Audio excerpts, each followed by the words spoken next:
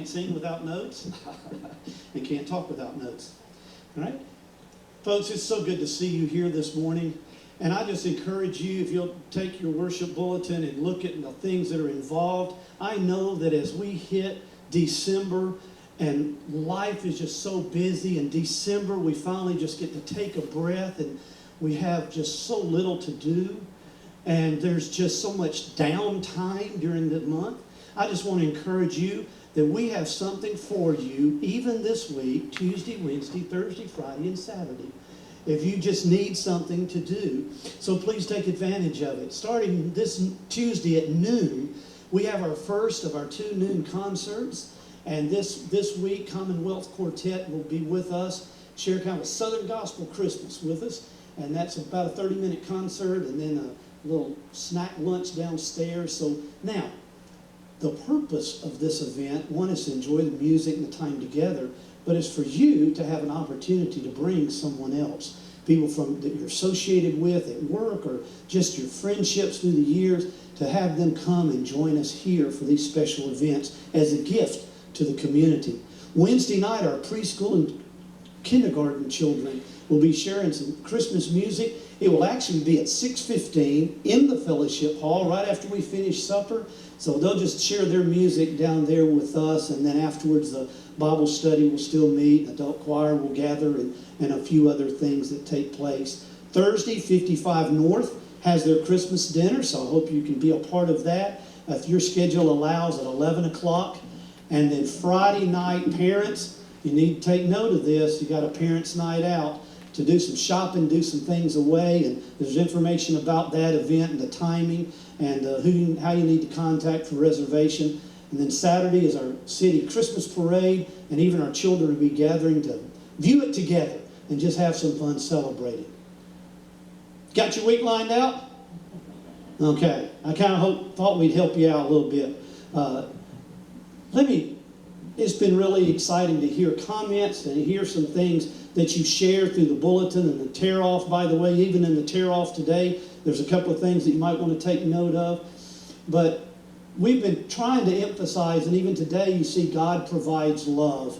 We've looked at how God provides. He provides in every part of our life. Sometimes we're not even aware of it. But the other thing is how God provides through our life.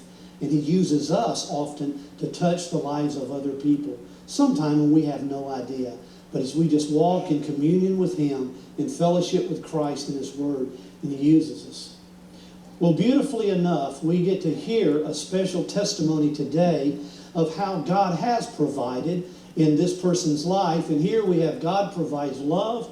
Well, God's provided an opportunity to hear from Perry Love DeBrava. So Perry Love, will you come up and share your life with God?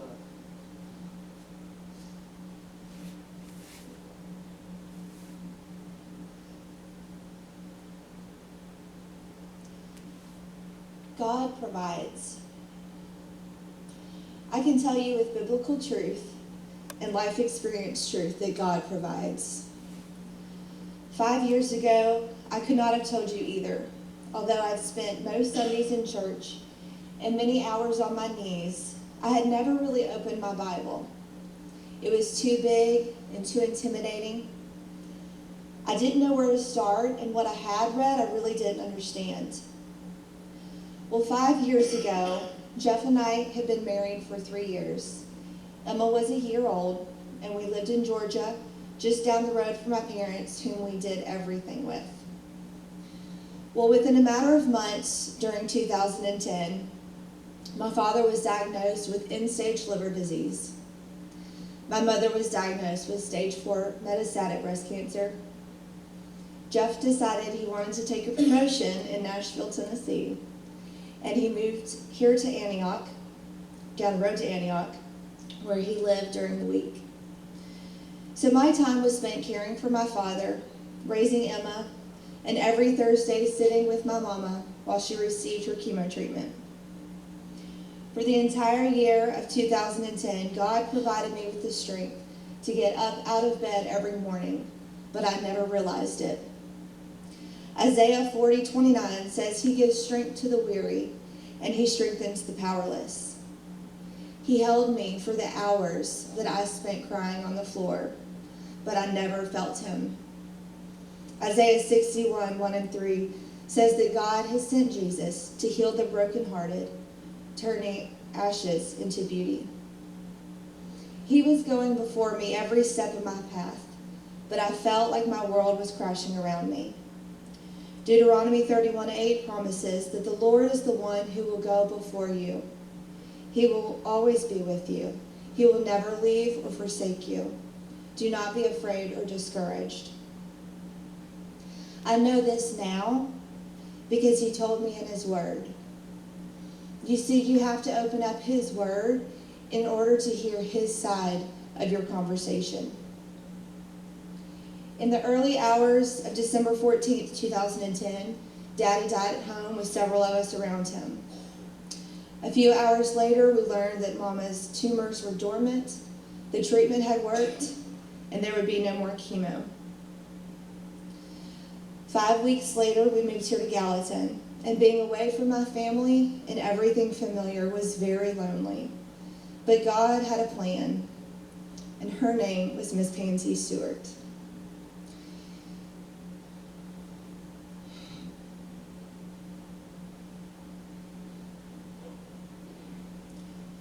She introduced me to the PDO program, to this church, and what would become my new life.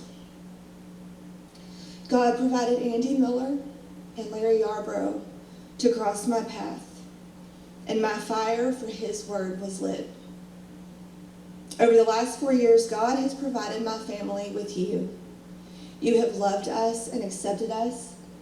You have given us a sense of family and security. Whether it was an invitation into your circle of friends, a seat at your family's supper table, or a simple smile across the room, you've loved on my children. You've praised them and you have taught them, and you've made them feel important. As Mama's cancer came back, your prayers and your cards and your calls were like little flashlights as those storm clouds started rolling in again. And when the phone would ring and all I could think about was getting home to her, God provided young women from this community to swoop in and care for my children. He provided friends to bring food to Jeff and the children. And he provided empathetic, prayerful ears who would listen to my cries and lift my breaking heart to God. When Mama died, I found notes and cards that some of you had written her, a complete stranger in another state. But yet you still lifted her in prayer, and you took the time to send her words of encouragement. And when the doors opened at her visitation and funeral, there were 7 beautiful faces from Gallatin, Tennessee, to my utter delight and my family's complete surprise. It's now been 9 months since Mama joined Daddy in heaven.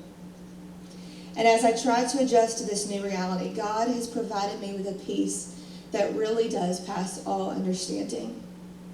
And he's provided me with a joy that one day we'll be together again. But this time, there won't be pain, there won't be cancer, and there won't be crying. There will be rejoicing, and we will be face to face with Jesus, and it will be forever. And it is because of this reward that has been promised to me, not through my sight, but through my faith, that I will walk this walk with my head held high, clinging to his word. Until I cross that finish line, I will thank him and proclaim his glory every step of the way. And now God has provided us the opportunity to move home to Georgia. God brought me here to teach me, to train me, and to prepare me, and he used your hands and feet. So please know that every day I thank him for you, for my rainy days, my sunny days, and for him, because without all of these, I would not be here today. So thank you for everything. And remember that God provided for you yesterday. He's providing for you today. And he's already preparing for you for tomorrow. Thank you.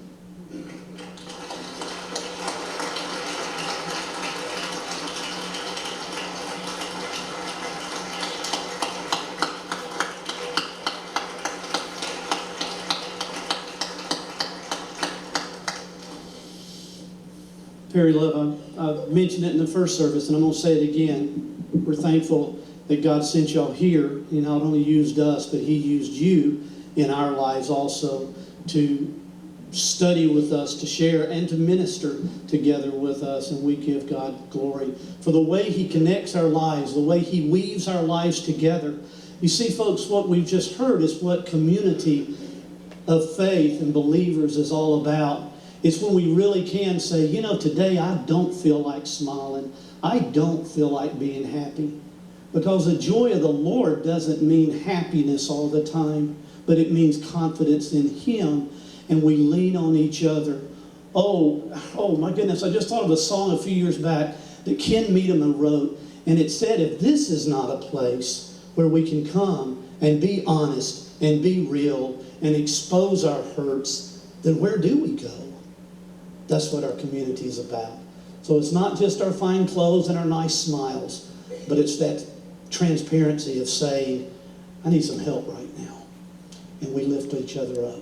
To God be the glory, great things He continues to do as we fellowship in community together. That's what Advent is about. It's a reminder that God is with us. He comes to us. He prepares us. He loves us. And in Him there is great joy. There's an Advent song.